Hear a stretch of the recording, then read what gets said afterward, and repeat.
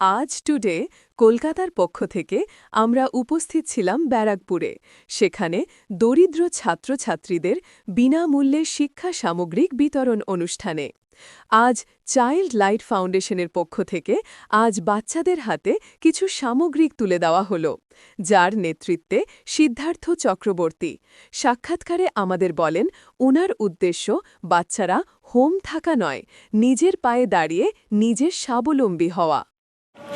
আজকে ব্যারাকপুরে এই সংস্থায় আপনি এসছেন, ছোট ছোট বাচ্চাদের দেখলাম আমরা যে কিছু উপহার দিচ্ছেন। আপনারা কোন সংস্থা থেকে এসেছেন? আমাদের এটা চাইল্ড লাইট ফাউন্ডেশন, এটা একটা নন প্রফিট অর্গানাইজেশন। আমাদের মেইন উদ্দেশ্য হচ্ছে বাচ্চাদের শিক্ষা বেনিফিট আর শিক্ষাটাকে প্রচার করা।